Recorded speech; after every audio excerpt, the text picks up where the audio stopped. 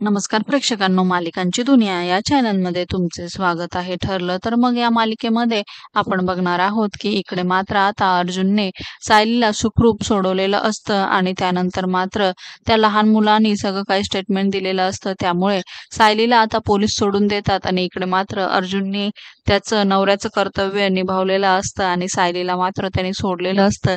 इकडे सायली मात्र त्याला मिठी मारते. दोघांचं प्रेम बघून आता इन्स्पेक्टर पण भावुक होतात.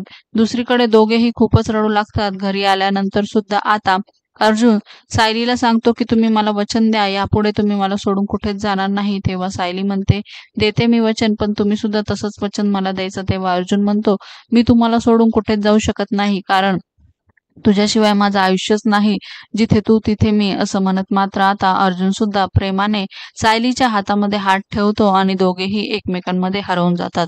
येणाऱ्या भागात आपण बघणार आहोत की कल्पना सांगू लागते की आमचा उपास आहे आणि त्यानंतर मात्र उपासाचा विषय सुरू असताना अचानकच तिथे अस्मिता येते आणि ती म्हणू लागते, पण मी कसला उपास वगैरे धरणार नाही, मी तर पोटभर खाणार आहे. असं म्हणत मात्र आता अस्मिताला बघताच लगेच घरातले सगळेजण खुश होतात आणि तिला मिठी मारतात. दुसरीकडे अस्मिता सांगू लागते, आता मला काही दिवस फक्त पौष्टिक खायचं आहे आणि तिच्या बोलण्यावरनं कल्पना म्हणते, याचा अर्थ असा आहे की आपली अस्मिता आई होणार आहे आणि तुम्ही दोघं मामा. त्यामुळे अर्जुन आणि अश्विन खूपच खुश होतात आणि तिला जवळ घेतात. दुसरीकडे मात्र आता उपास सायलीने मोडला आहे असं प्रिया दाखवते, तर त्यात भर मात्र अस्मिता करते. दुसरीकडे आता इकडे पूर्णाजीला सायली म्हणत असते की पूर्णाजी, तुम्हाला असं वाटतं का मी उपास मोडला असेल म्हणून?